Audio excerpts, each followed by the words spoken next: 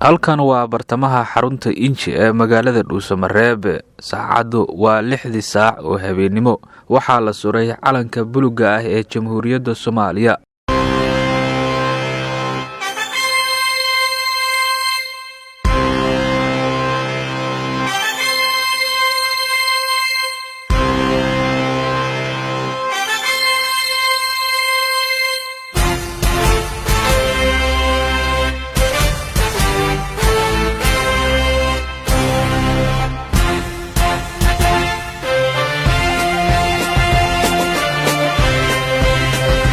gudoomiyaha baarlamaanka dowlad goboleedka Galmudug Dr. Maxamed Nuur Gacal ayaa munaasabadan ka soo qayb galay. Sidoo kale waxa iyana goobjoog ahayd gudoomiye ku-xigeenka labaad ee baarlamaanka Galmudug Faaduma Cabdi Cali Faande. gudoomiye Gacal ayaa waxa uu ka sheekeeyay taariikh dheer oo loo soo maray halgankii gobonnimadoonka ugu dambeynna Soomaaliya xornimada ku qaadatay iyadoona ay gumeystihii kala duwanaa ka xorowday.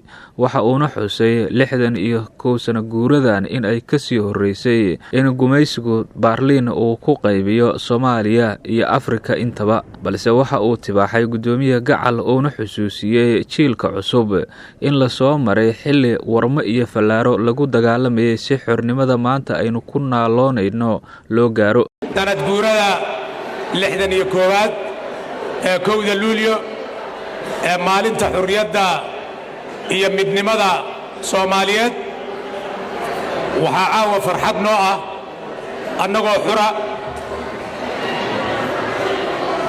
inaan u dabaaldegayno 61 sano kadib xurriyaddii ay u soo halgameen aabbayaashayna iyo awoowayaashayna halganka dheer ay u soo galeen. 1960kii waxaa ka horraysay 80 sano oo halgana. haddii aan dib u milacsanno 1884kii waddanka Soomaaliya ayaa lagu qaybsaday Baarliin ayadoo 5 qaybood loo qaybsaday. waa waddanka kaliya oo ay ka qayb galeen isticmaarkiisa iyo gumaysigiisa Afrika ay ka qayb gashay oo dawlad Afrika qayb laga siiyey. arrintaas waxay ahayd arrin aad iyo aad dadka Soomaaliyeed loogu dulmiyey, xadgudub badan lagu sameeyey. gumaysigii reer galbeedku aysan haba yaraatee wax naxariisa u samayn. waa taariikh dheer laga soo bilaabo xilligaas. waxaa la soo maray halgan dheer, mar lagu dagaalamayay warmo iyo midiyo, mar lagu dagaalamayay qoryo, mar lagu dagaalamayay qalin iyo buug, mar lagu dagaalamayay hubka casriga oo ugu dambeeyey. intaba waa la soo maray. laga soo bilaabo taariikhdaas markii ay dhedhamiyeen dhibaatadii gumaysiga waxay ka kaceen dadka Soomaaliya koonfur, gobollada dhexe iyo gobollada waqooyiba. markii la soo gaaray halgankii u beesnay muddo dheer oo socday oo ku dhawaad 40 sano ah, waxaa loo gudbay 40kii sano ka dambaysana halgankii siyaasadeed. wuxuu Ilaahay ku guuleeyay Soomaaliya inay hesho xurriyaddeedii iyo midnimadeedii. maanta waxay taagan tahay halay helidda habeen loo lehe yaa ku hay kara.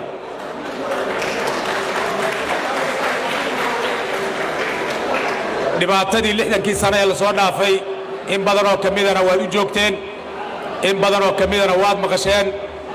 maanta meeshay maraysana waa tan naloo sheegay calankii dhiiggaasuu u daatay ee dhibkaas loo soo maray inay dad Soomaaliyeed ama dhallinyaro Soomaaliyeed oo midabkiinoo kala leh oo leh magaciinna wadato Soomaaliyeed inay diidan yihiin oo ay leeyihiin lagama suri karo qaybo ka mida ciidda Soomaaliyeed. arrintaasi arrin aan qaadan karna maahan, arrin la aqbali karana maahan.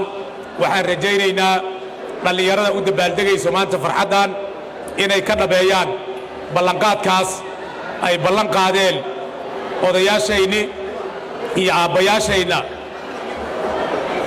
ka nasiibka nasaar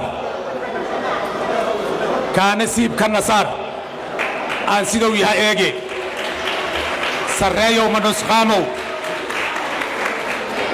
aan siduu yaha eege kaa nasiibka nasaar maanta inay dad Soomaali sheeganayo ay siibaan oo ay beddelaan arrinaan qaadan karna maahan waana arrin laga dhiidhiyo gaar ahaan galmudug ma qaadan karto mana yeeli karto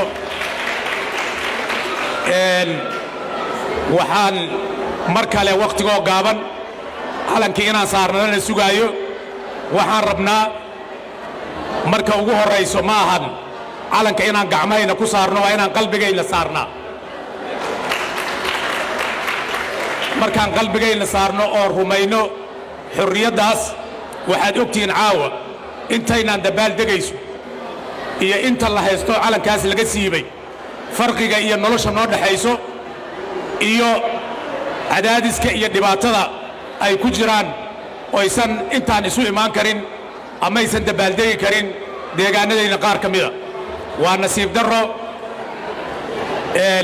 intaa xurriyadda aan dareemayno oo caawa isu imaan karno ayna isu imaan karin ayna xusi karin calankooda iyo xurriyaddooda iyo gobonnimadooda hadduu alla idmo waxaan rajaynaynaa gobonnimadaas inuu ilaahay noo soo celiyo waxaan rajaynaynaa calanka inaan qalbigaynala surno gacmahaynana ku surno